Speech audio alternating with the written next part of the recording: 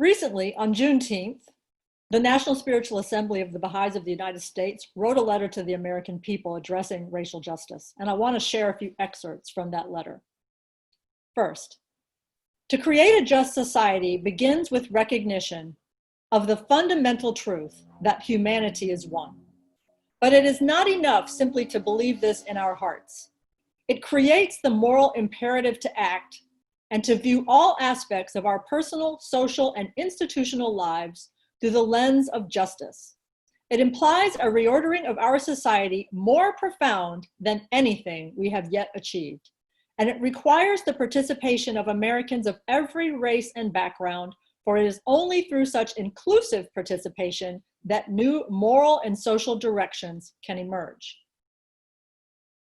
And let me read a second excerpt from this letter. An essential element of the process will be honest and truthful discourse about current conditions and their causes, and understanding in particular the deeply entrenched notions of anti-blackness that pervade our society. We must build the capacity to truly hear and acknowledge the voices of those who have directly suffered from the effects of racism. This capacity should manifest itself in our schools, the media, and other civic arenas, as well as in our work and personal relations. This should not end with words, but lead to meaningful, constructive action. So how do we dismantle anti-blackness? Womanists would argue that it begins with a return to indigenous knowledge systems, including the African worldview. And as you know, I've written a couple of books about womanism, and I talk extensively about how women have interpreted African worldview as a social change perspective in the contemporary world.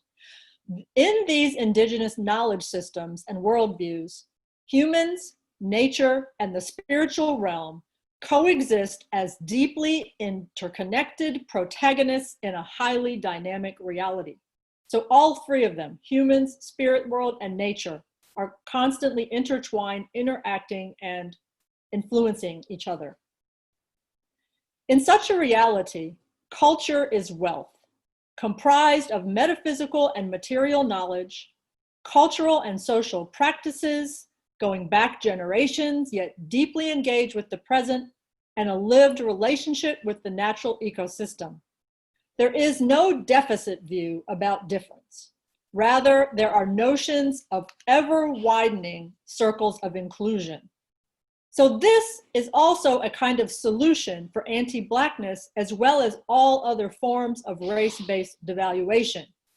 Now, while we must be careful not to romanticize indigenous knowledge systems and related cultural worldviews, because they too have had flaws, such as tribalism and gender issues, womanists and many others would argue that a restoration of spiritualized, interconnected, nature-aligned understandings about how to live life would go a long way in healing our broken world. And Baha'is also believe that Baha'u'llah offers this for the whole world today. The revolutionary power of Baha'u'llah's teachings is most easily understandable if we inspect the consequences of our current refusal to universally acknowledge spirituality as a real and essential dimension of human existence.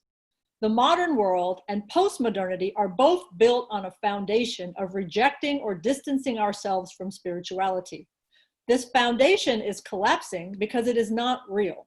Everything built on it is unsustainable.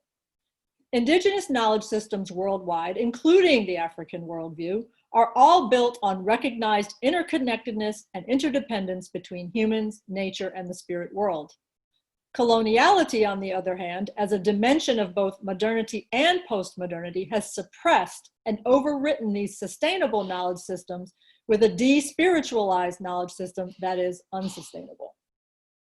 Baha'u'llah restores a spiritualized knowledge system to humanity based on a single global human tribe that encompasses all cultures, encourages planetary identity alongside diverse cultural identities, allowing us to transcend racial and ethnic conflict because all racial and ethnic groups contribute essential cultural wealth to the world.